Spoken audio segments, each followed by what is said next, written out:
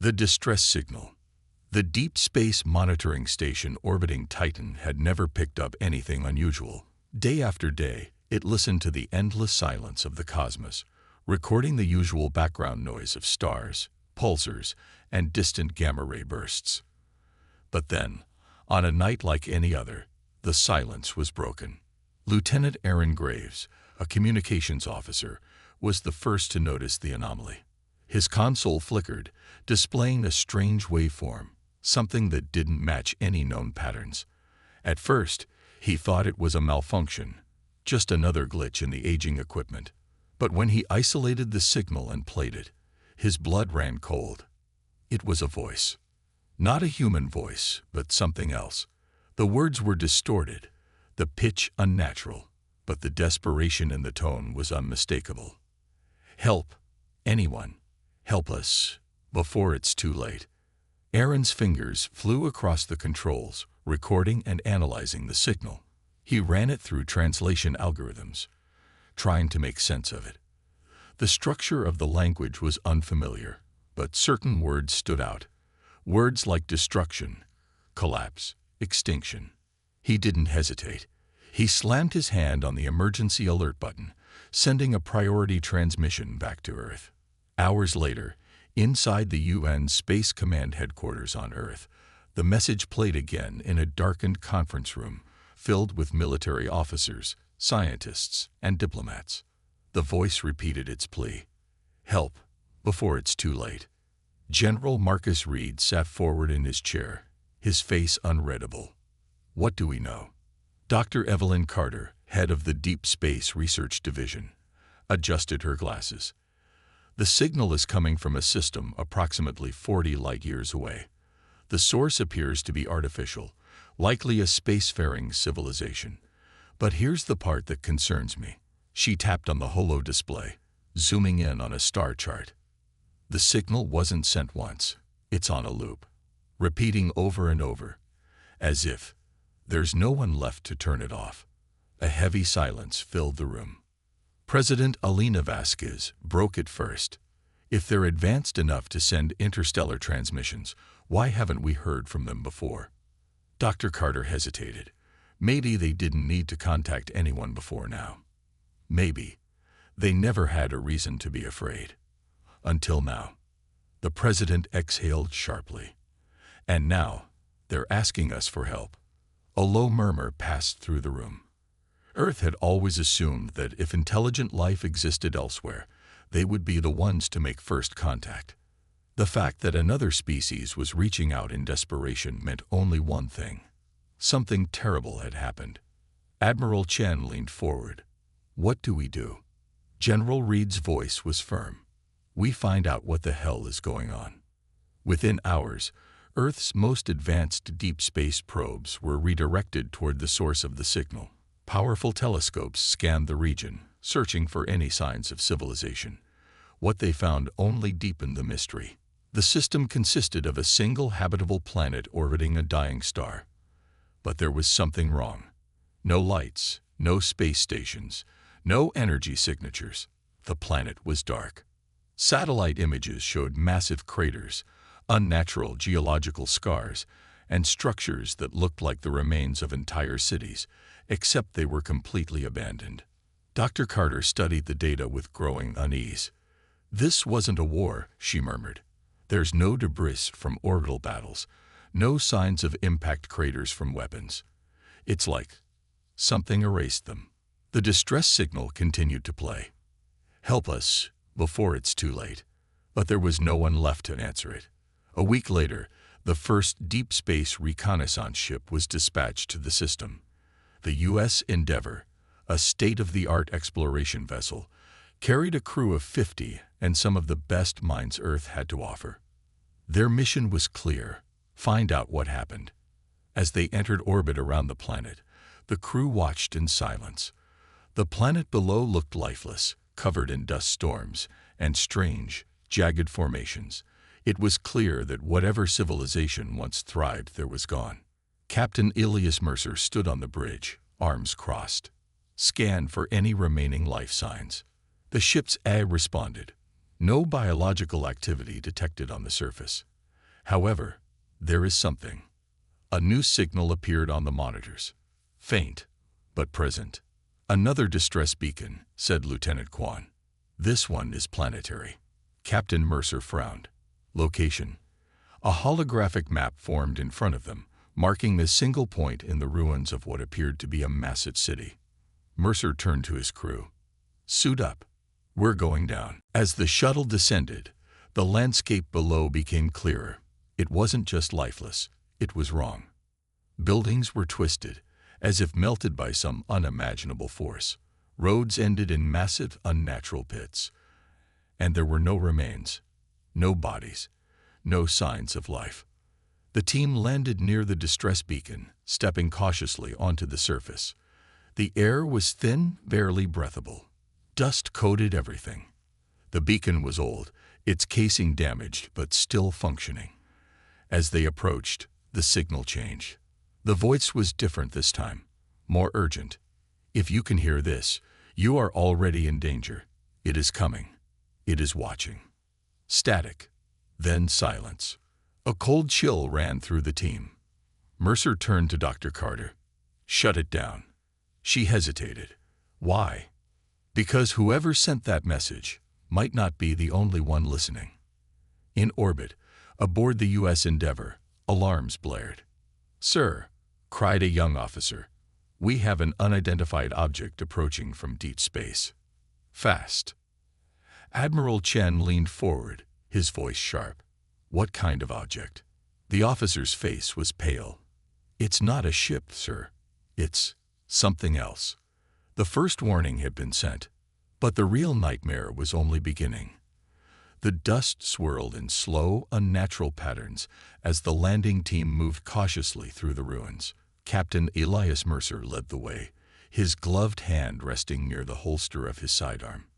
The remains of the alien city stretched around them, silent, lifeless, and utterly abandoned. It was an eerie sight, as if time itself had stopped. Dr. Evelyn Carter adjusted the scanner in her hands, her breath shallow inside the airtight helmet. The air on this planet was thin, but that wasn't what unsettled her. The readings made no sense. There were no biological remains, no plant life, no bacterial traces. It was as if the very essence of life had been erased from the surface. "There should be something here," she muttered. "Even in mass extinctions, life always leaves a trace. Fossils, remains, anything. But this." She gestured at the empty streets, the broken towers, the vast expanse of dust-covered ground. "It's as if they were never here at all."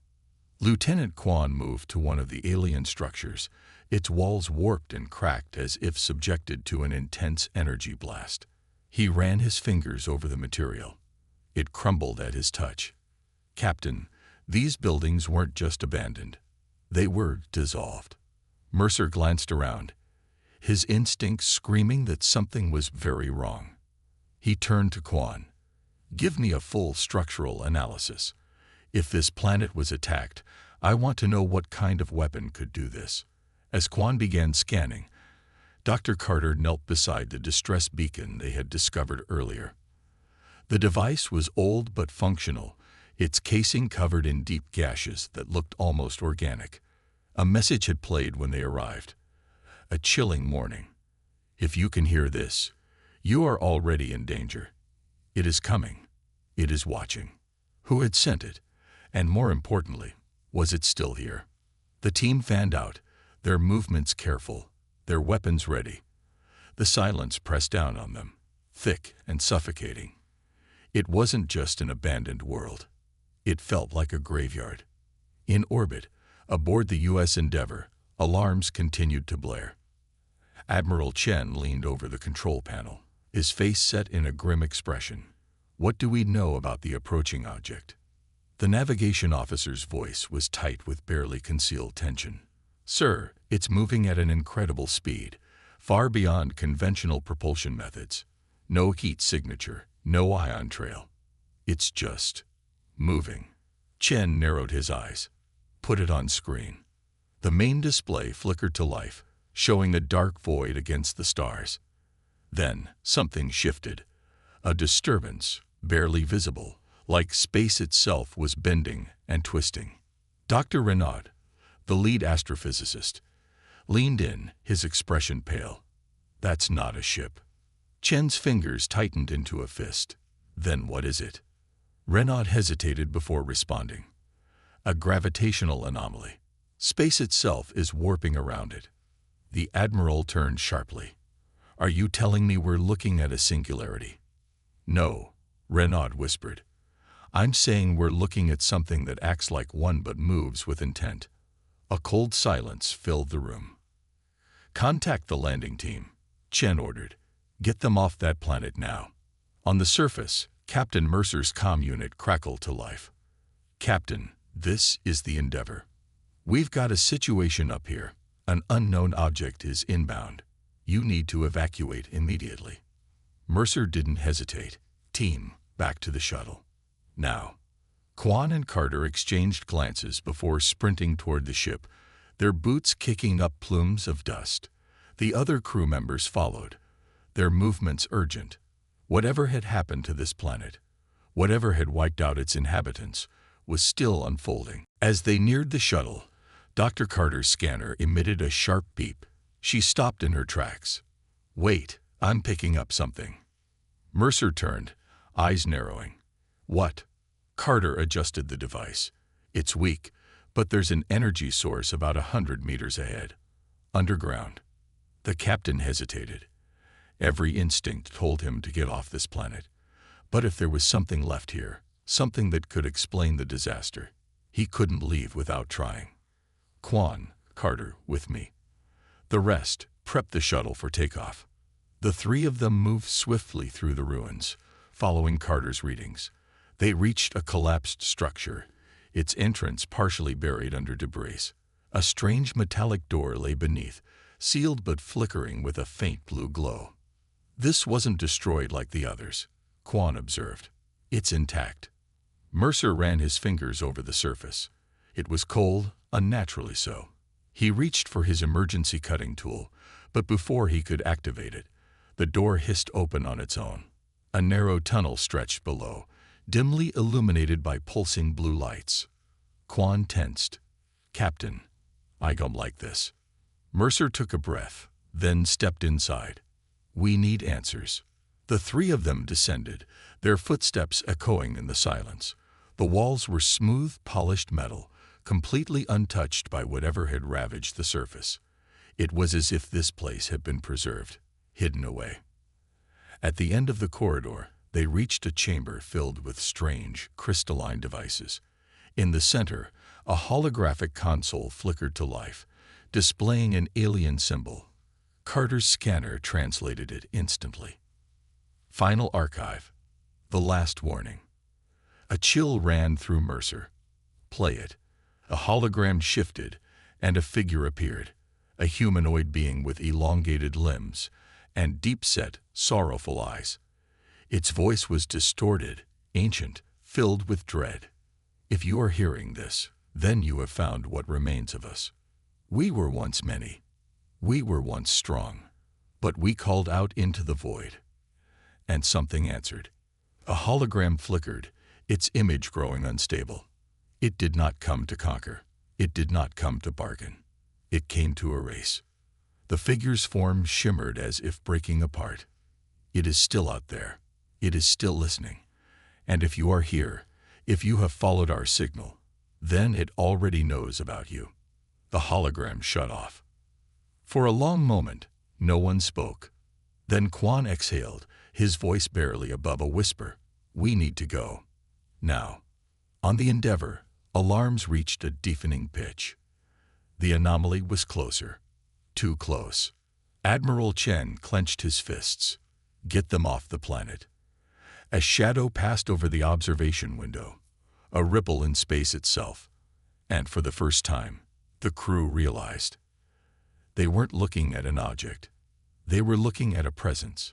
Something unseen. Something ancient. And it had finally noticed them. The air inside the underground chamber was heavy with an unnatural silence. Captain Mercer, Dr. Carter and Lieutenant Quan stood motionless as the last echoes of the alien hologram faded. It is still out there. It is still listening. And if you are here, if you have followed our signal, then it already knows about you. The words hung in the air like a death sentence. Mercer's grip tightened around his rifle. He had seen horrors before: wars, planetary disasters, the ruthless cruelty of the universe. But this was different. This was something beyond war. Carter's fingers trembled over her scanner. The readings are fluctuating. There's a change in the atmospheric pressure. Something's shifting. Quan was already backing toward the tunnel. We need to leave. Now. Mercer nodded. Move. They sprinted back through the metallic corridor, their boots echoing through the unnatural silence. The blue glow of the crystalline structures flickered erratically, as if reacting to something unseen. The whole place felt alive, or worse, aware. As they neared the exit, a deep, resonating sound filled the chamber. It wasn't an explosion. It wasn't mechanical. It was something else. A whisper. Not in any language they could understand. Not even a sound that should exist. It crawled into their minds, bypassing their ears, seeping into their very thoughts. Carter let out a gasp, clutching her helmet. Do you hear that? Quan's face was pale. It's not sound. It's... The metal walls trembled. Dust cascaded from the ceiling. Something was shifting in the ruins above. Go, Mercer shouted. They burst through the entrance, back into the open, desolate city. The ruins felt even emptier than before. The wind had stopped. The sky was darker. As if the planet itself knew. The team's shuttle was waiting. The rest of the crew already inside. Ensign Vega was waving frantically from the ramp. Move. The Endeavor is saying we have incoming. Mercer was already sprinting, Quan and Carter close behind. Then the shadows moved. At first, it looked like the ruined city was shifting, like dust rising in an unseen wind. But it wasn't dust. It was something else. Something without form.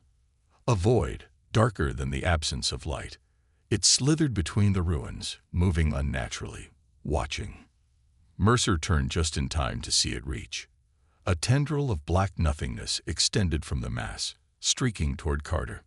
She let out a cry, but Mercer tackled her out of the way. The tendril slammed into the ground where she had stood, leaving behind nothing. Not even a crater. The stone and dirt were simply gone. Carter was shaking, staring at the empty space where the ground had been. Quan fired his weapon at the entity. The energy blast struck it, but there was no impact. No sound. The energy simply vanished into the blackness. It doesn't absorb energy, Quan breathed. It erases it. Shuttle, now. Mercer barked. They ran. The entity followed. The void twisted unnaturally, moving against the laws of physics. One moment, it was 100 meters away. The next, it was almost upon them, as if distance meant nothing. The crew inside the shuttle had already begun liftoff. Mercer and the others leaped onto the ramp just as the engines roared to full power. The moment they were inside, the pilot didn't wait. The thrusters ignited, sending the craft shooting into the sky. Mercer barely had time to catch his breath before the Endeavor's voice crackled over the comms. Captain, we need to get you docked immediately. The anomaly. Static. Mercer's stomach twisted. Say again, Endeavor. More static. Then, it's here. The transmission cut out.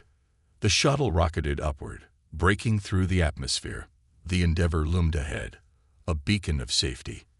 But the moment they reached orbit, the full horror became clear. The anomaly wasn't just on the planet. It was in space. A vast, shifting nothingness hovered near the Endeavor.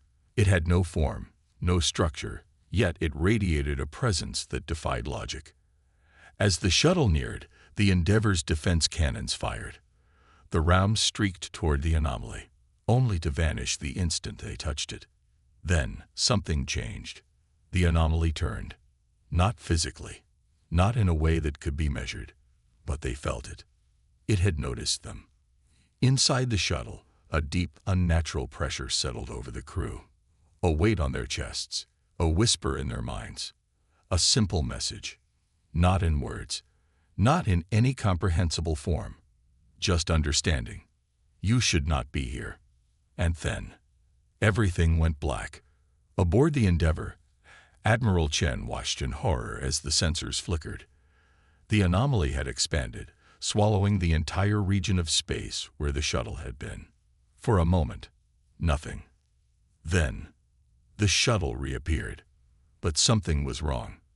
The once sleek metal of the hull was aged, corroded, as if it had spent centuries in the void. The comms crackled. "This is Captain Mercer." A pause. "We were only gone for a second." But the Endeavour's clocks told a different story. They had been missing for 7 years. Aboard the Endeavour, Admiral Chen stood frozen as the reality of the situation settled over the bridge like a suffocating fog. The Endeavour's sensors had confirmed it. Mercer's shuttle had vanished for exactly 7 years, 3 months, and 22 days. But the crew inside, they swore they had only been gone for seconds. The shuttle's corroded hull, the decay in its structure, everything about it suggested time had moved differently inside the anomaly. "Bring them in," Chen ordered, her voice steady despite the storm of questions raging in her mind. The hangar bay of the Endeavour was eerily silent as the shuttle touched down. The thick layer of frost clung to its surface, an unnatural, almost organic frost that shimmered under the hangar lights. Engineers hesitated, their instincts screaming at them to stay back. Then the hatch creaked open. Mercer stepped out first. His uniform was intact, his face tense, but his eyes looked wrong. Like he had seen something he wasn't supposed to see.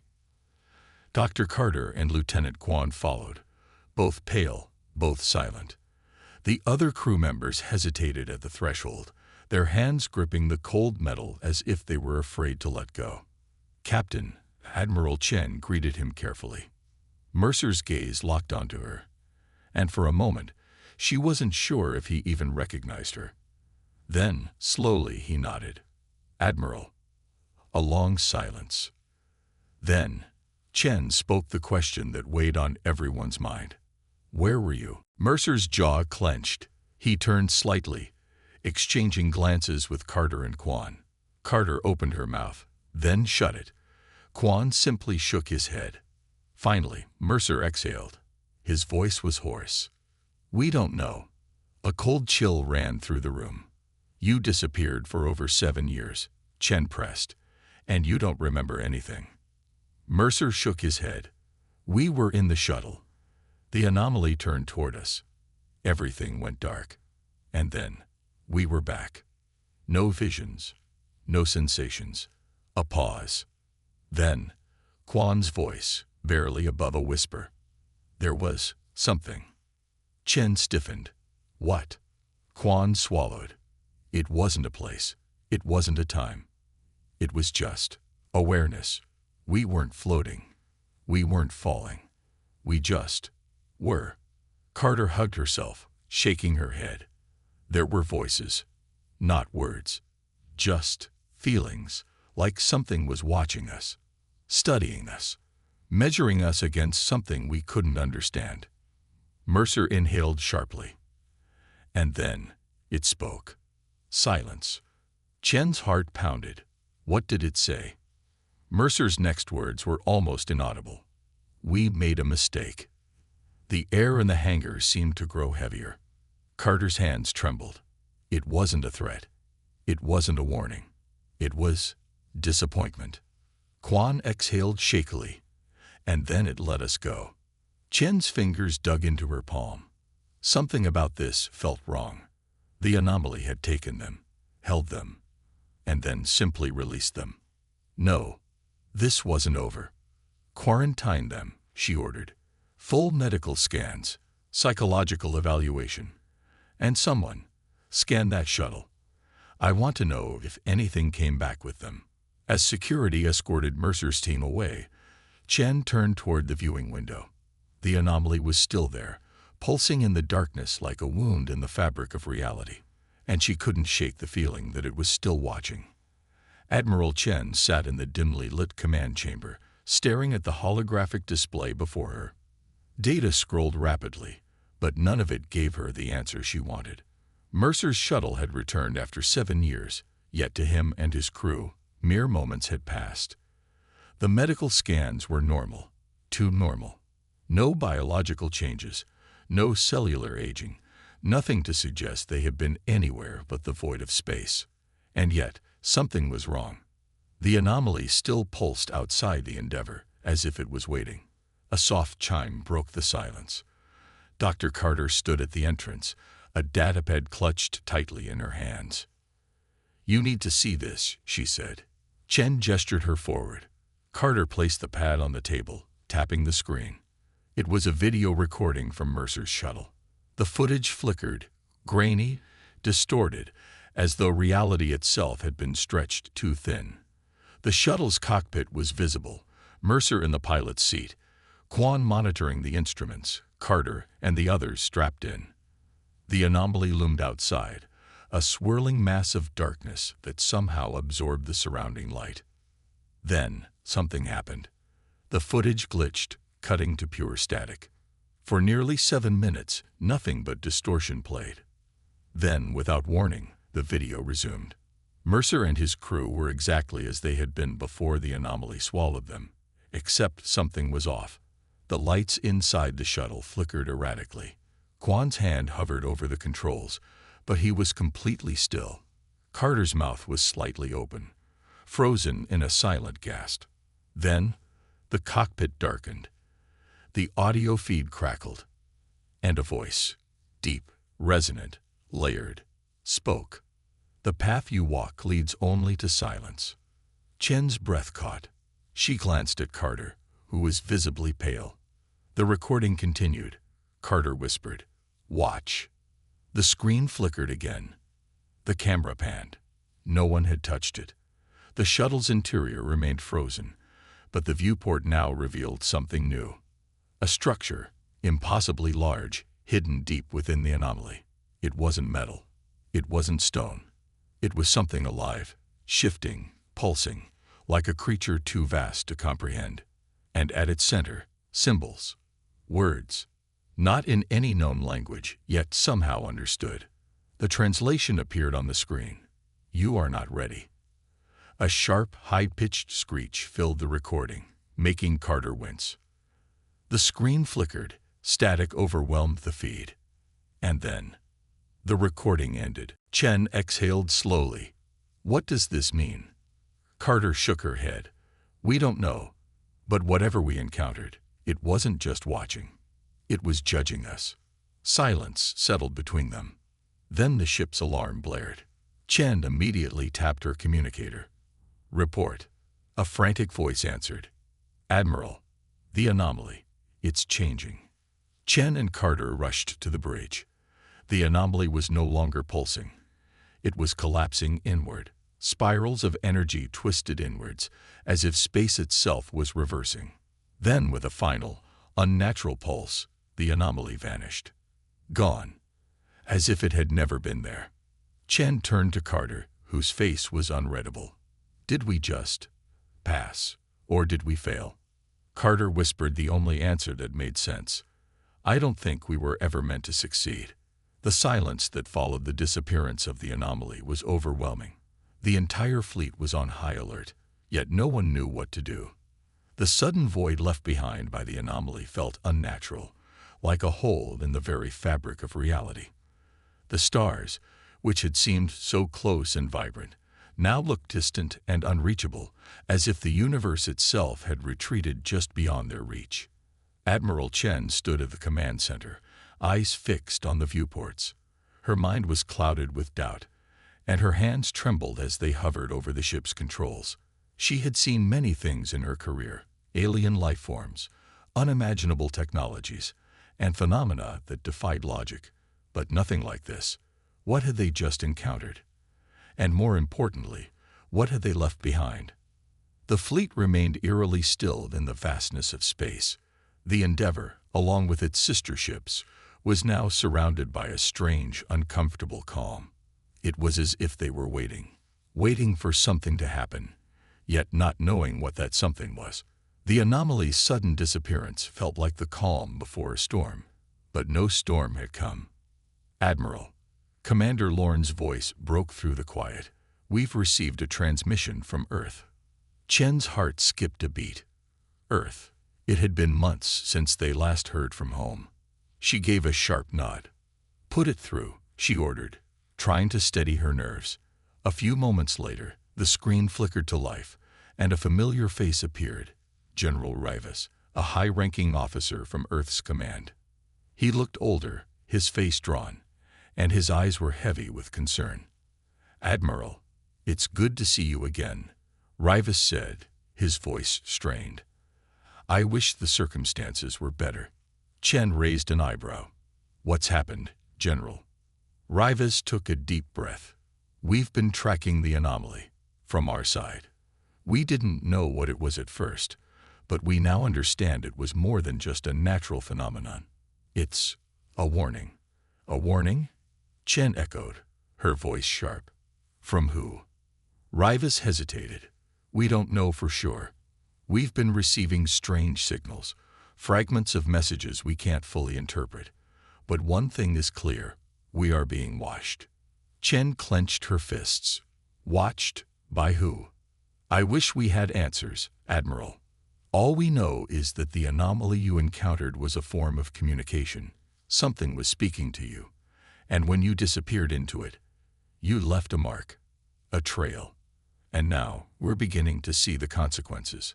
"What consequences?" Chen asked, the weight of his words sinking in. Rivas paused for a moment, his expression darkening. "There's something we haven't told you, something we've only recently uncovered. The Earth is not alone. There are other civilizations, advanced, ancient civilizations, that have been watching us. The signals they've been sending are not threats, but warnings. Warnings about us, about what we are becoming." Chen felt a cold chill run down her spine. "What do you mean, what we are becoming?" Rivas's face darkened. "It's about our actions. The aggressions we've taken, the weapons we've built, the alliances we've forged with forces that don't fully understand our nature. These civilizations, whatever they are watching, and they see us as a threat." Chen's mind raced. The galaxy was vast, filled with countless species and empires, but the realization that they were now being watched by something beyond their understanding was a terrifying one. Even more terrifying was the idea that they had already made a mark on these ancient forces, forces that might not forgive. "The final transmission from the shuttle," Carter said, her voice barely above a whisper. "It said something. You are not ready. What if it wasn't just talking to us? What if it was talking about everyone?" Admiral Chen's breath caught in her throat. She had feared that very thought.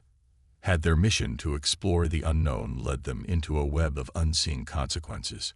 Was the universe, with all its vastness and complexity, truly as welcoming as they had believed? Or was it simply a place full of dangers and tests they couldn't begin to understand? "This can't be happening," Chen muttered. She ran a hand over her face, trying to clear her thoughts. "We've only just started exploring the stars. We've barely scratched the surface. And yet, we've already made ourselves known," Rivas replied gravely. "And now we'll face the consequences of that." The transmission ended, leaving Chen standing in silence. There was no comfort in what Rivas had said, no simple solution to the new reality they now faced. The unknown forces watching them, the alien races that had once been distant myths, had now come into sharper focus. They were no longer a vague threat. They were real, and they were listening. Chen turned to her crew. "Prepare for what comes next," she said, her voice steady but resolute. "Whatever we've started, we will finish. We'll face whatever is out there." The crew nodded, understanding the weight of her words. The universe had just become a much more dangerous place, but humanity had never backed down from a challenge. This time would be no different. "We will face it," Chen repeated, "Or we will fall trying." And as the fleet moved forward into the unknown, the true nature of their fate slowly began to unfold.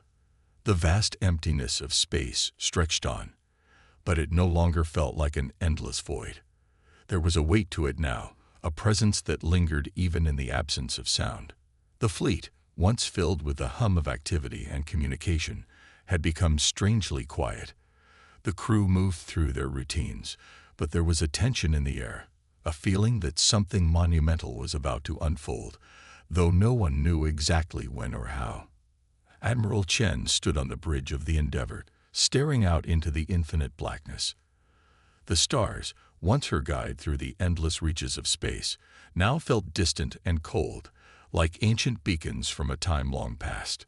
The strange transmission from Earth, the mysterious warning from an unseen enemy, these things had shaken her to her core. The galaxy, it seemed, was not just a place of infinite possibilities, but also of ancient, forgotten dangers. She turned toward Commander Lorne, who had been quietly studying the data from the fleet's latest scans. His face was tight with worry, his brow furrowed as he analyzed the information in front of him. "What do we have?" Chen asked, her voice low and steady, though the weight of the moment hung heavily in her tone. Lorne's gaze met hers, and for a moment, the unspoken understanding passed between them. They both knew that the stakes were higher than they could have imagined when they first set out on this mission. What had started as a quest for knowledge had turned into something far more dangerous. "We're picking up something," Lorne said, his voice tight. "It's not a normal signal. It's more like a distortion in space itself, almost like a rift, but not quite. It's faint, but it's there." Chen's heart skipped a beat. A rift. The same kind of anomaly that had almost swallowed them up months ago. But this time, it felt different. Darker. More dangerous. "Where is it coming from?" Chen asked, her voice tinged with both concern and curiosity. "Farther than we've ever been," Lorne replied, typing in commands to bring up the map of their location. The stars on the screen shifted, revealing a new sector of space they had never charted before.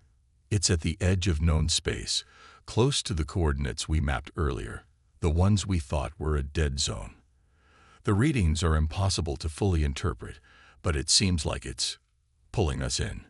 Chen stepped closer to the screen, studying the data. "Is this the cause of the anomaly we encountered before? Could it be related to the signal we received from Earth?" Lorne's eyes flickered toward her. "It's a possibility. But this feels different. More dangerous. I don't think it's a warning this time, Admiral. I think it's something more." The weight of his words settled over her. Something more. What could be more dangerous than the warnings they had already received? The silence that followed was heavy, filled with a sense of impending doom that neither of them dared to put into words. "Prepare the fleet for a jump," Chen finally ordered, her voice firm. "We'll head toward it. Whatever it is, we need to face it head-on." Lorne hesitated, but only for a moment. "Aye, Admiral." As the fleet began to make the necessary preparations for the jump, Chen found herself reflecting on everything that had led them here. The warnings, the silence, the tension that now defined every moment of their existence in deep space. They had crossed paths with something beyond their understanding, something that had been watching them, waiting. But why? What had they done to attract this attention? Was it their presence in the galaxy that was the problem? Or was it something they had uncovered, some forgotten truth buried in the depths of the stars? The jump sequence began, and the ships powered up, ready to traverse the great distance toward the unknown. As the ships engaged their warp drives, the Endeavour lurched forward, the stars outside blurring into streaks of light. For a few moments, there was only the rush of space folding around them. But then, as quickly as it had begun, the jump stopped. The fleet emerged from the warp, and the view outside the viewport was something that defied comprehension. It was an emptiness, but not the kind they had known.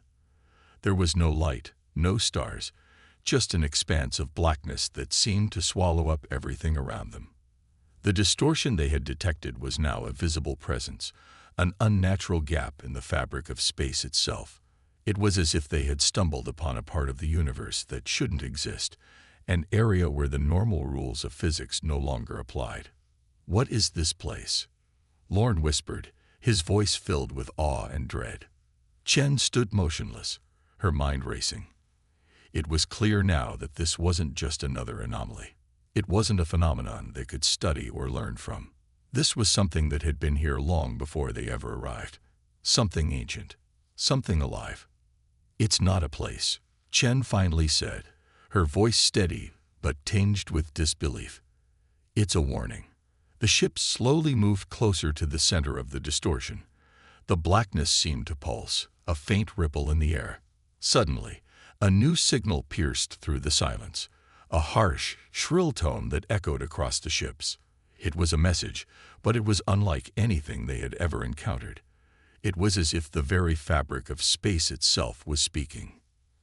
"Admiral," Lorne said urgently, "we need to get out of here. This is not something we can fight. It's too powerful." Chen's heart raced, but she stood her ground. They had come this far, and they couldn't turn back now. They had to see this through, no matter the cost. "We don't know who or what is behind this," Chen said, her voice unwavering. "But we are not running from this. Not yet." As the fleet moved deeper into the heart of the darkness, the sense of dread grew. The universe, once filled with promise and wonder, now felt like a place of silent, unforgiving judgment. And as the ships neared the center of the distortion, they realized they weren't alone. The eyes that had been watching them, the unseen force that had been following their every move, were closing in. The final battle was about to begin. The desperate plea. The galaxy had been quiet for years. The usual hum of intergalactic trade, the low rumble of distant stars colliding, and the whispers of alien civilizations were all part of the grand symphony of the universe. But then, one day, something changed. A message from an unknown source pierced through the quiet, disrupting everything. It was a distress signal, the kind that sent chills down the spines of those who heard it. The message had a sense of urgency that couldn't be ignored. It was unlike any message humanity had ever received before. The tone of the voice was shaky, desperate, and full of fear. The words were clear but full of pleading. "We come from a distant world, a world that is dying. We are the last of our kind. Our species is on the brink of extinction, and we are out of time. Please, we need your help. We are not your enemies. We are not here to conquer or destroy. We are here to survive. Please, Earth, you are our last hope." This was the first time humanity had received such a message. At first, there was silence. No one quite knew how to react. The governments of Earth were thrown into chaos. Why would an alien species reach out to Earth? Why not to a more advanced civilization, or one closer to them? Why, after so many years of isolation, had they chosen Earth as their final plea for help? The message was sent across all frequencies, and it was impossible to ignore. It was almost as if the aliens were reaching out to every living being on Earth, desperate for a response. But no one knew what to say. At the United Nations, the leaders of Earth gathered in a hastily called emergency meeting. Scientists, military officers, diplomats, and top political figures were all in one room, trying to make sense of the sudden intrusion. The question that hung in the air was simple. Should they respond? Could they respond? For the first time in a long while, the Earth was united by fear. The message had come at a time when humanity was finally beginning to find peace after years of division and conflict. Yet this message raised more questions than it answered. Who were these aliens? What did they want from Earth? And more importantly, why were they so desperate? The room was divided. Some believed that humanity should extend a helping hand. After all, if a species was truly on the brink of extinction, what kind of people would humanity be if they turned their backs? Others, however, feared that this could be a trap. Aliens were known for their cunning, and there was no guarantee that this plea for help was genuine. It could be an elaborate ruse to weaken Earth, to draw them into a false sense of security before attacking. As the debate raged on, the voice of Dr. Elena Rodriguez, one of Earth's leading scientists, rose above the others. She was calm, collected, and focused. She had spent her life studying the unknown, analyzing alien signals, and seeking the truth behind the many mysteries of the universe. "I understand your concerns," she began, her voice steady. "But think about this. Why would they reach out to us now? They could have contacted any of the more powerful civilizations, and yet they came to Earth. We've always been considered a relatively insignificant planet in the grand scheme of the universe. Why would anyone waste their time on us unless there was something we had that they needed?" The room grew silent as the weight of her words settled in. Was this truly a message of desperation, or was there something more to it? Meanwhile, on the other side of the planet, in a remote military base in the Arctic, a group of top-tier engineers and technicians worked tirelessly to decode the alien message. The frequency was unlike anything they had ever encountered before. It was a blend of alien languages and encrypted codes that seemed to shift and change every time they thought they had made sense of it. The team was getting closer to unraveling the mystery. They had already managed to isolate parts of the transmission, revealing a pattern in the code. Each segment of the message seemed to be tied to a specific region of the galaxy, each part marking a specific civilization or world that had already fallen. It was clear. The aliens were survivors of a lost race, and they had seen their entire world crumble before them. As the decoding team continued to work, the leaders in the United Nations were still debating. Some were ready to make the call to respond, while others urged caution. Dr. Rodriguez, who had become a key figure in the discussions, continued to advocate for a response, but she knew it had to be done carefully. If humanity reached out, it had to be with caution, as this could either be their salvation or their doom. And then, as if fate itself had intervened, another message arrived. This time, the tone was different. It was colder, more direct. The desperation was still there, but it was now tinged with something else. "Anger, you've been silent for far too long. We do not have much time left. If you continue to ignore us, we will be forced to take matters into our own hands. We are the last of our kind, and we will not die alone." The message was chilling. The threat was clear. If Earth did not respond, there could be severe consequences. The weight of the decision pressed heavily on everyone's shoulders. Would they risk it all to help the aliens, or would they play it safe, keeping their distance from a species whose desperation could hide a far darker truth? The room was silent once again. The fate of Earth, and perhaps the entire galaxy, now rested on the decisions made in this very room. The first message was already echoing in the minds of everyone present. "Please, we need your help. Earth, you are our last hope." But now, with this new message, it was no longer a question of help, it was a demand. And the consequences of ignoring it would change everything. In the face of the unknown, humanity had to decide. Would they be heroes or bystanders in the grand story of the universe? The clock was ticking, and the weight of their decision would echo through time. The room was tense. The message had left a mark on everyone who had heard it. There was a chill in the air, not just from the cold Arctic winds blowing outside the military base, but from the fear creeping into the hearts of every leader in the room. The second message was like a slap to the face, a demand, not a plea. The fate of the entire Earth hung in the balance, and now it felt as though the stakes had been raised to unimaginable heights. "We cannot wait any longer," said Dr. Elena Rodriguez, her voice carrying the weight of authority. She had been the most vocal supporter of responding to the aliens' first plea for help. Now her mind was racing with the implications of the second message. The urgency was undeniable. If we don't act, we risk losing everything. The universe is vast, and we are not prepared for what might come next.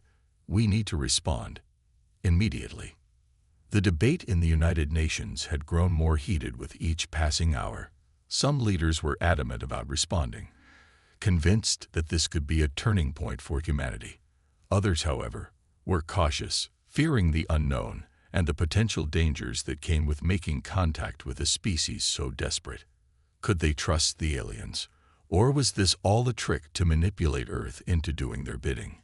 "We can't just give in to threats," said General Marcus Hayden, his voice filled with determination.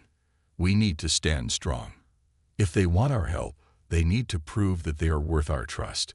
We cannot afford to make ourselves vulnerable." But Dr. Rodriguez wasn't so sure. "You're thinking like a soldier," she said, her eyes narrowing. "This is not about power or strength. This is about survival. This species is on the edge of extinction, and if we turn our backs on them, we may be sealing our own fate.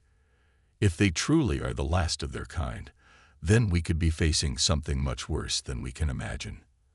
As the arguments continued, the tension only grew. Hours turned into days, and still no decision had been made. The world waited, its breath held in anticipation. The message was clear: if you continue to ignore us, we will be forced to take matters into our own hands. No one knew what that meant, but the threat hung over them like a dark cloud. Every time a new message arrived, it seemed to grow more intense, more threatening. The aliens were running out of time, and so, it seemed, was humanity. Meanwhile, the military base's decoding team had been working nonstop to analyze the alien signals. The frequency was complex, and every attempt to unravel it brought them closer to understanding the true nature of the message. They had managed to isolate the coordinates embedded in the transmission, and it became clear that the aliens were not lying about their desperation. They were not far from Earth. As the scientists delved deeper into the data, they discovered something even more alarming. There were signs of movement. The aliens had been traveling toward Earth for longer than anyone had initially realized. They weren't just asking for help. They were coming to Earth, whether humanity was ready or not. The realization hit like a thunderclap. The aliens had been watching Earth. They had seen the planet's progress, the rebuilding efforts after years of turmoil. They had seen how Earth had united, how humanity had come together in ways no one thought possible. But now, Earth was facing a crossroads. If the wrong decision was made, everything could be destroyed. Dr. Rodriguez and the decoding team worked late into the night, piecing together the last fragments of the alien transmission. What they found next shocked them to the core. The aliens were not simply trying to survive. They were fleeing a catastrophe. "There's a war," Dr. Rodriguez said, her voice barely a whisper.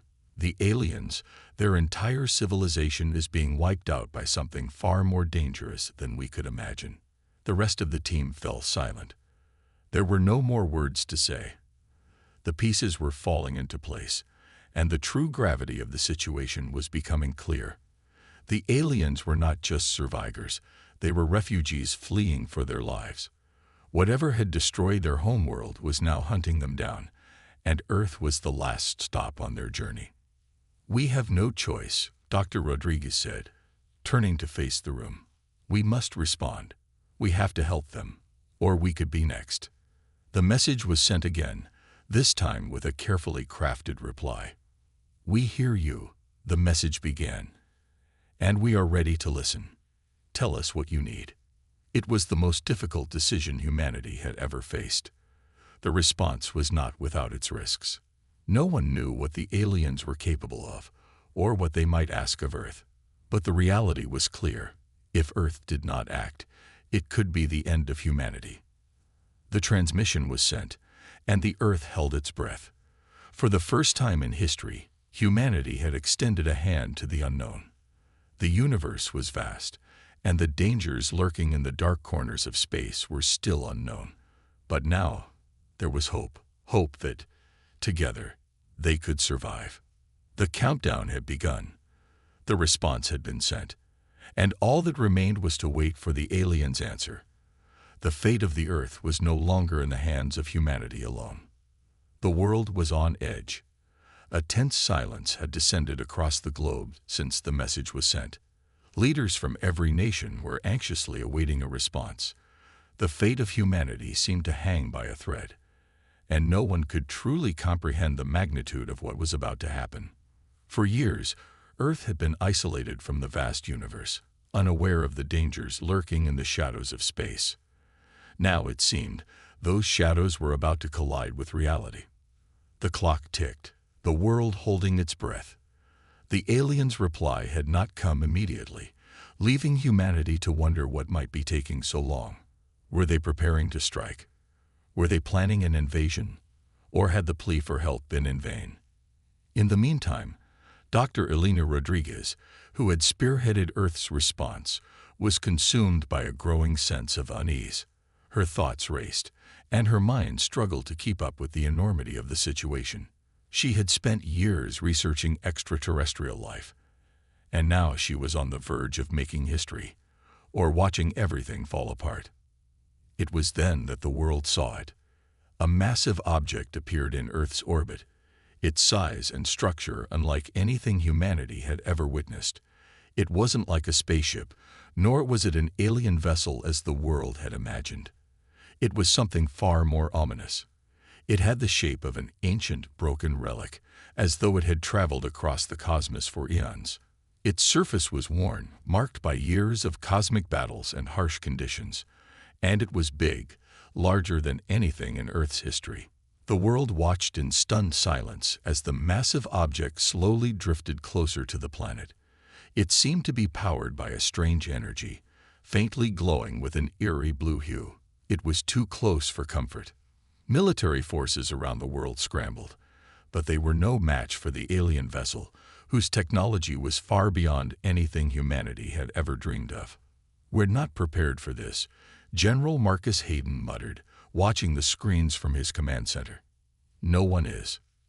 The object moved slowly but deliberately, as if it were calculating its every step. Earth's governments scrambled to establish communication with the alien vessel, sending out a flurry of messages, trying to make sense of the situation. But there was no response. No words, no answers, just silence. As hours passed, panic began to spread. Experts and scientists tried to make sense of the situation, but the data was inconclusive. The vessel's structure seemed ancient, like it had been pieced together from the remnants of something older and more powerful. There were no signs of life aboard, at least not in the traditional sense. But something was there, something powerful.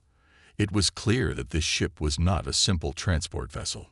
Then, just when humanity thought they could not be more anxious, the ship opened. It was a gradual process, as if the vessel had been dormant for centuries. The surface of the ship cracked open like a giant shell, revealing a massive doorway.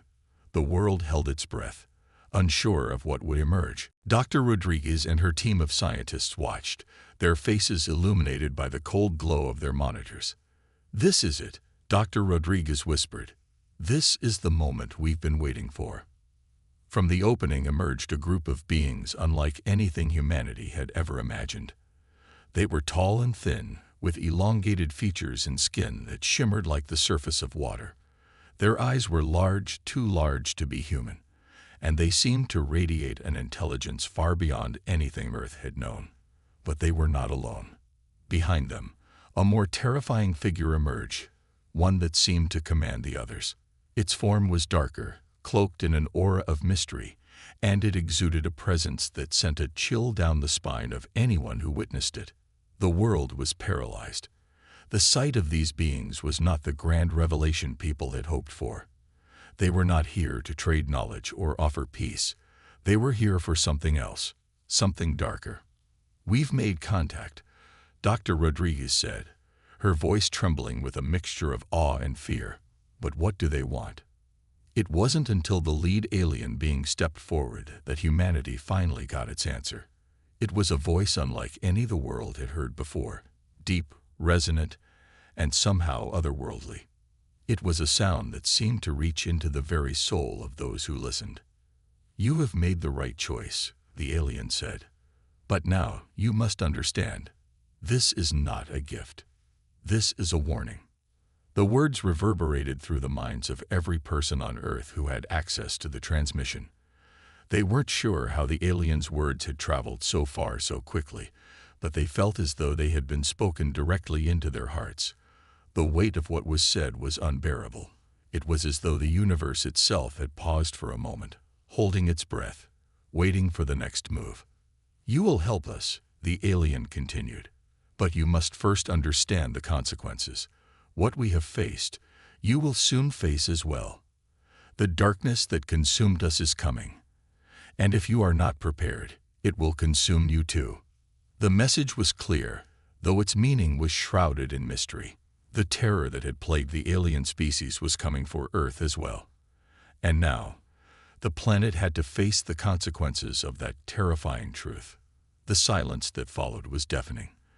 The alien beings stood motionless, as if waiting for humanity to process what they had just been told. The world was in shock. The implications were vast and terrifying. Whatever had destroyed the aliens' world was now coming for Earth, and no one knew how to stop it. Dr. Rodriguez and the other leaders around the globe realized, with growing horror, that Earth was no longer just a planet trying to survive in a vast and dangerous universe. Earth had become part of something much bigger, something far more dangerous. The future was uncertain, and for the first time in Earth's history, humanity faced its greatest challenge.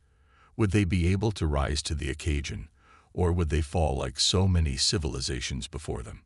The aliens' message had not just been a plea for help, it had been a dire warning, and the world would never be the same again. The world was no longer the same. The moment the alien leader had spoken those haunting words, "The darkness that consumed us is coming," everything had changed. Fear gripped the hearts of people everywhere. What was this darkness? Was it an enemy, a force, or something beyond human comprehension? No one knew, and that uncertainty was more terrifying than anything else. Dr. Elena Rodriguez, now the unofficial spokesperson for humanity in this interstellar crisis, sat in the Global Command Center, staring at the transmission on her screen. The alien emissaries remained silent after their initial message, standing motionless in the grand chamber where they had been received. They did not blink. They did not move. It was as if they were waiting for humanity to accept the truth. The leaders of the world were in an emergency meeting. Presidents, prime ministers, generals, and scientists gathered virtually and in person, their voices filled with tension. "We need answers," General Marcus Hayden growled, his face stern. "We don't even know what we're dealing with. We can't fight something we don't understand." Dr. Rodriguez nodded. "And that is why we must ask them. We cannot let fear guide us into making a mistake." With a deep breath, she activated the communication channel that had been set up with the alien delegation. The signal pulsed, and the lead alien, the one who had spoken before, finally moved. His large, liquid-like eyes studied her, as if measuring her worth. "You seek answers," the alien said, his voice, though calm, carried a weight of sorrow. "But you will not like what you hear." "Tell us anyway," Dr. Rodriguez insisted. The alien took a slow step forward. The room grew silent as every human present leaned in, holding their breath. "There was a time when we were like you," the alien began. "We were explorers, thinkers, dreamers. We believed the universe was ours to discover, ours to understand.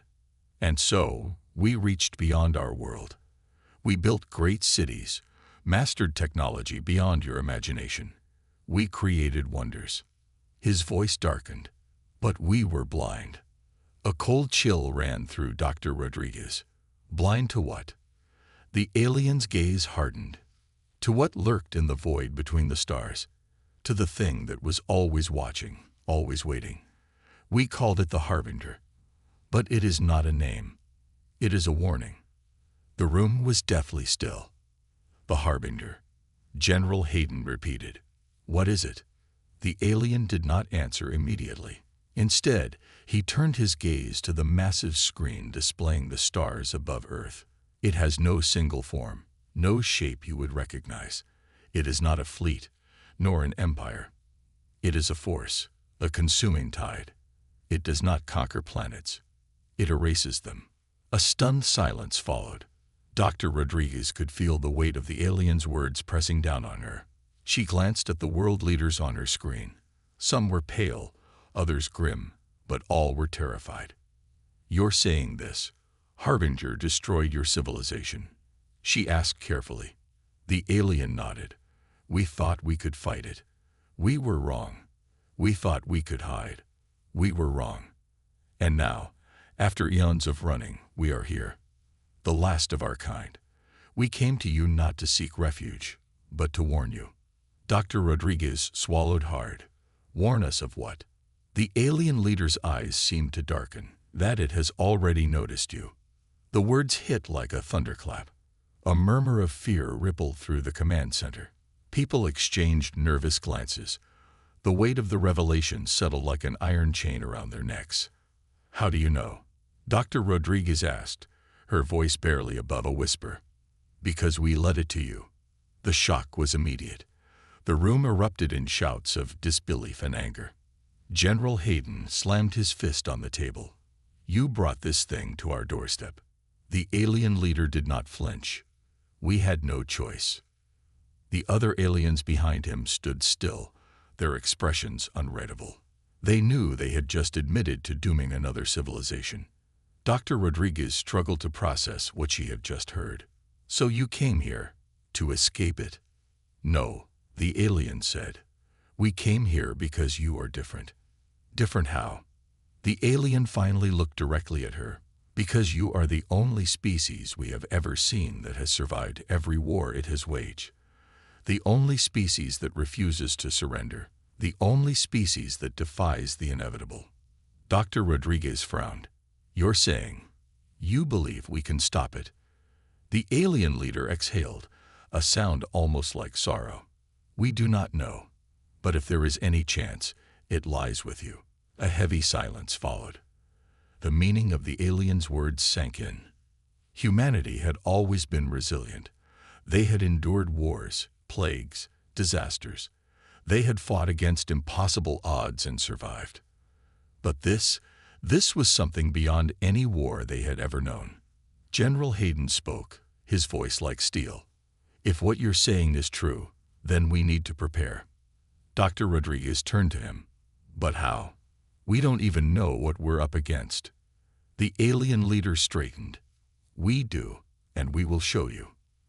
The screen flickered, and suddenly, images filled the room. Terrifying, nightmarish images. Planets swallowed by darkness. Cities turned to dust. Fleets vanishing in moments. A creeping void that devoured everything it touched. The Harbinger was real, and it was coming. The meeting ended in silence. Humanity had just learned the truth. They were now part of a war that had already begun. And the clock was ticking. The images on the screen lingered, burned into the minds of everyone present. The devastation left by the Harbinger was beyond comprehension. Entire worlds reduced to nothing. Civilizations erased from history as if they had never existed. It was not war. It was annihilation. Dr. Elena Rodriguez felt an unnatural cold settle over her as she studied the frozen frames of destruction. The alien delegation stood still, waiting, their expressions unreadable. They had already seen this before. They had lived through it. Now, they had placed their fate in the hands of humanity. General Hayden exhaled sharply and looked around the room. "We need to decide, right now, what we're going to do about this." The world leaders remained silent, hesitant. There was no easy answer. Humanity had never faced a threat like this. Wars, pandemics, natural disasters. Those were struggles they had always found a way to overcome. But the Harbinger, it was something out of nightmares. President Okoye of the African Union was the first to speak. "Are we certain this is real? That these creatures are telling the truth?" Her voice was steady, but there was doubt beneath it. Dr. Rodriguez turned to the aliens. "You say we're different, that we have a chance. But why? Every other species has fallen. What makes us any better?" The lead alien, whom they had come to call Solith, inclined his head slightly. Because of what you are, your nature, your history. Be more specific, General Hayden demanded. Solith's dark, reflective eyes studied him carefully. Every species we encountered sought peace when faced with destruction. They surrendered, hoping for mercy, or they ran, believing they could escape. Your species does neither. A deep silence followed. Solith continued, his voice measured. Your kind does not surrender. When your cities were bombed in ancient wars, you rebuilt them. When your people were threatened by plagues, you eradicated them. When your world was torn apart by conflict, you did not fall. You adapted. You changed. You survived. He gestured to the images of the Harbinger's destruction. That is why you are different. Every species before you has seen the Harbinger and lost hope. But you are something else. You are the first to learn of its existence and ask, how do we fight it? The weight of his words settled over the room. Dr. Rodriguez clenched her jaw. He wasn't wrong. Humanity had always found a way. But this wasn't a battle against a rival nation, a rebellion, or an empire. This was an unknown force that consumed everything in its path. Could they really fight it? General Hayden crossed his arms. What if we run? Soleth slowly shook his head. There is no running. We tried. For centuries, we ran from system to system, hiding where we could, abandoning our own kind to buy more time. It made no difference. His gaze darkened. The Harbinger does not chase. It waits, and when it is ready, it takes. A grim silence filled the chamber. Dr. Rodriguez turned to the world leaders on the holographic screens. Then we have no choice. We have to fight. President Okoye sighed. Fight what? We don't even know what it is. Solith stepped forward. We do. And we have studied it. The room tensed. You've seen it.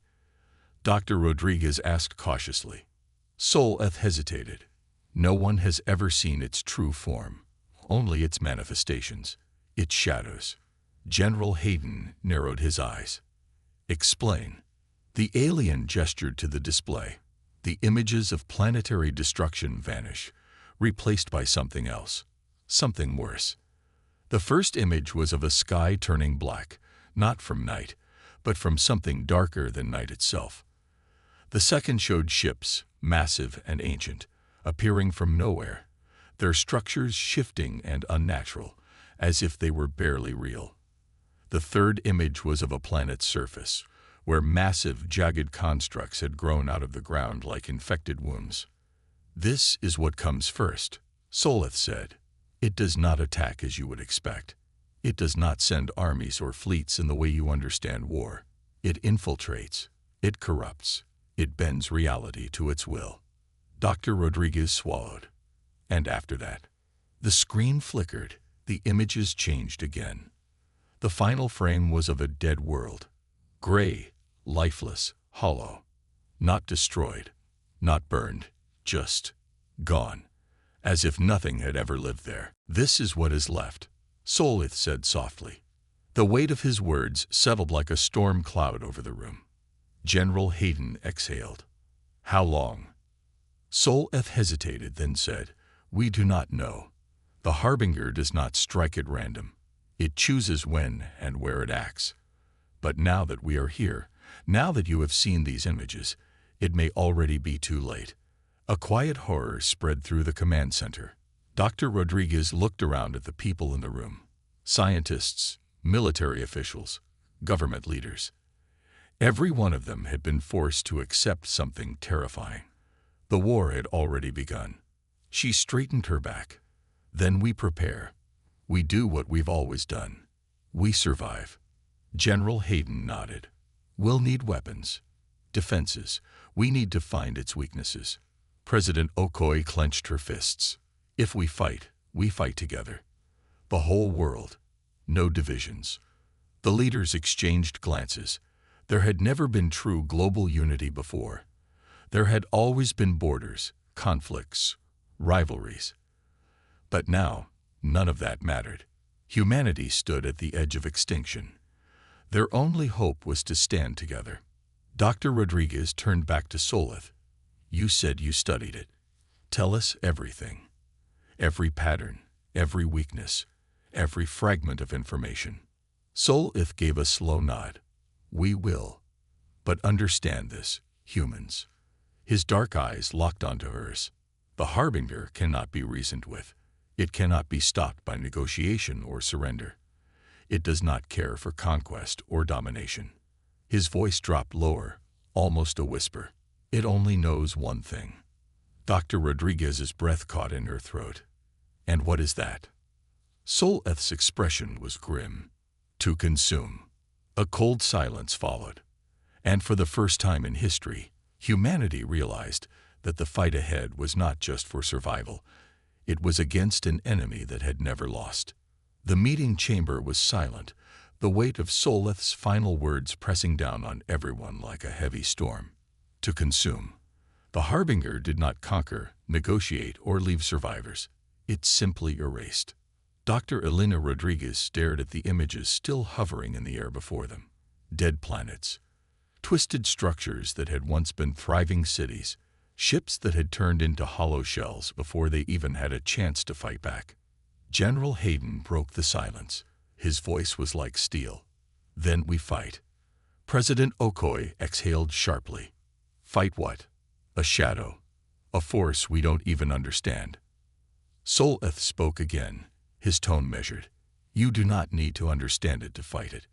You only need to be prepared to do what no species before you has done. Resist. The room remained quiet. The idea of resistance had been humanity's defining trait for millennia. From ancient wars to planetary struggles, humans had always fought back, no matter the odds. But this was something different. Dr. Rodriguez ran a hand through her hair. We need a strategy. Weapons. Technology. We're fighting an enemy that doesn't fight like we do. If we come at this the wrong way, we'll be destroyed before we even get the chance to strike back. A soft hum filled the air as a new image appeared on the screen. It was not an image of destruction this time, but of something else entirely. Data, energy signatures, and strange waveforms shifting in and out of recognizable patterns. Solith pointed to the display. This is the closest thing we have to a weakness. The Harbinger does not function like a normal entity. It exists outside of our understanding of reality, but it still follows patterns. It consumes, but it does so in a sequence, and that means it can be disrupted. General Hayden leaned forward. How? Soleth hesitated. With what we call the Obsidian Protocol. It is not a weapon in the traditional sense. It is a method of interference, a way to disrupt the Harbinger's ability to manifest fully in a system. Dr. Rodriguez narrowed her eyes. You've used it before. Soleth's expression darkened. We tried, but our species was already weakened. We had lost too many before we even understood what we were facing. By the time we deployed the Obsidian Protocol, we no longer had the strength to follow through. The Harbinger recovered, and we were erased. A deep silence settled over the room. President Okoye folded her arms. And you think humanity has the strength to do what you could not? Soleth turned to her, his black eyes unreadable. Yes, because you are different. You do not accept the impossible. You do not run. You stand. General Hayden exhaled. Then we have no choice. We prepare. Dr. Rodriguez frowned. We don't even know how much time we have. Solith gave a slow nod. No, we do not. And that was the most terrifying part. The next days were chaos. Earth's governments had never moved so quickly. The United Nations had been slow and bureaucratic in past conflicts, but this was different. The message was clear: prepare or be erased. Every scientist, engineer, and strategist was pulled into the effort. The world's militaries combined their resources. Satellites were repurposed into detection grids. AI systems were rewritten to scan for anomalies. Factories that had once built ships for exploration were now churning out warships. It was not just about defense. It was about survival. Dr. Rodriguez was in the heart of it all, leading a team of researchers in decoding the Obsidian Protocol. It was a strange, alien technology, unlike anything humanity had encountered before. It did not fire missiles or generate shields. It altered reality itself.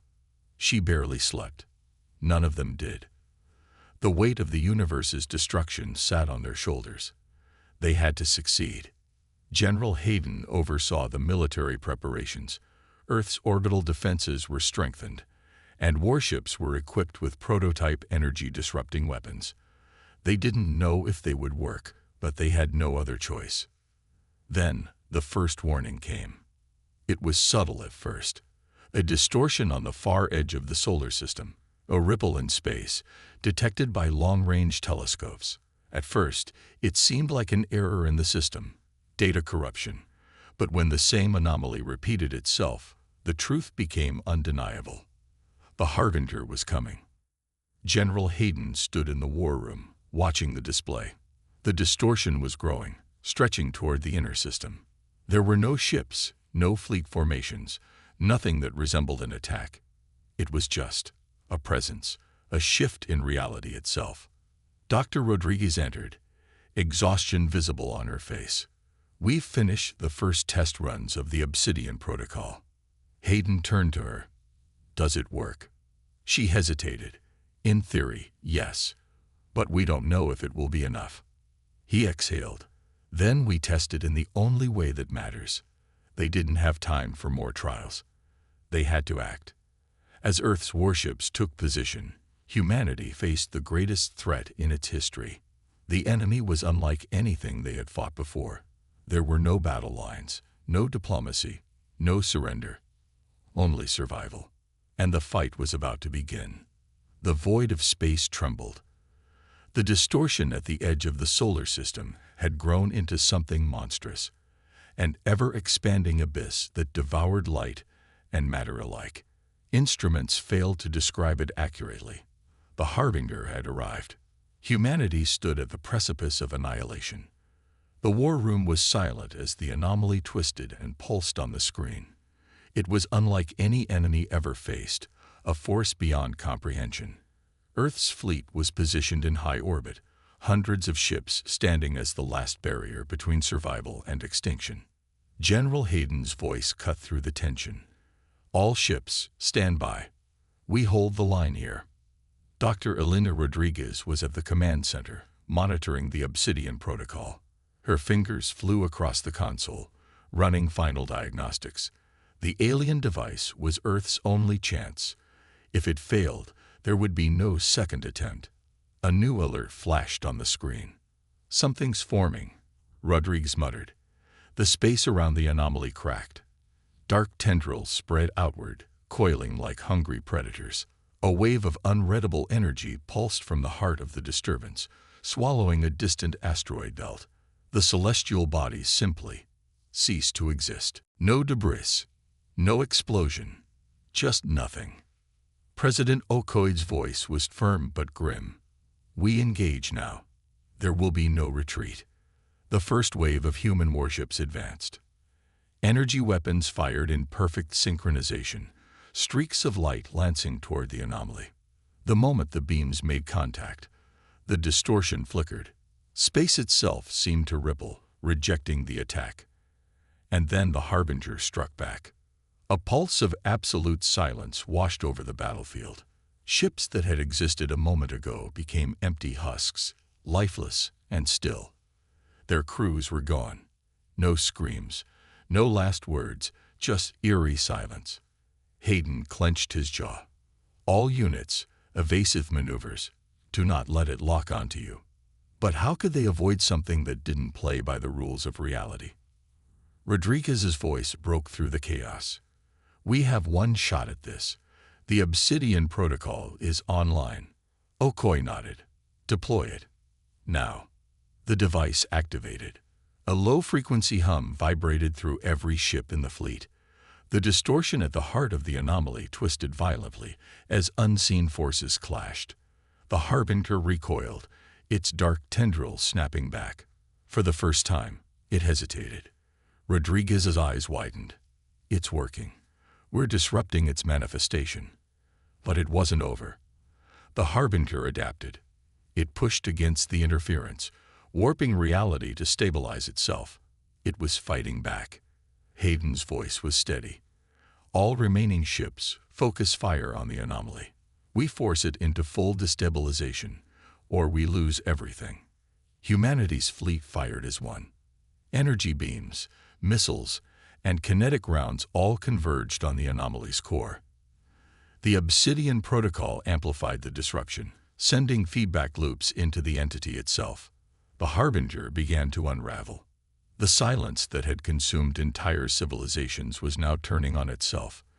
The anomaly twisted, collapsing inward, its dark presence flickering as if it were being erased from existence.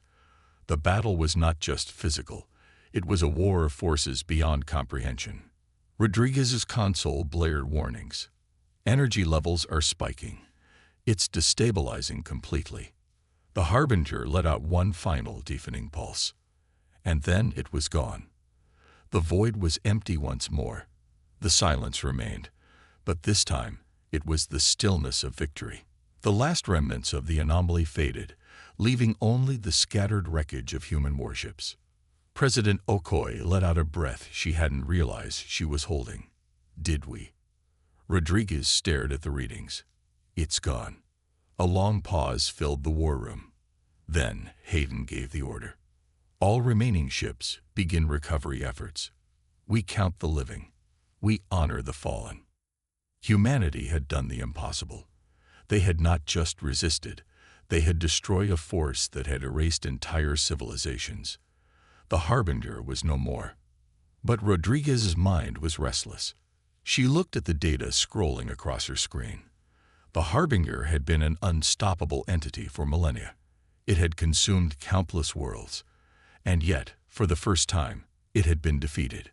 Or had it simply withdrawn? She whispered under her breath. Was this just the first? No one had the answer. But humanity would be ready.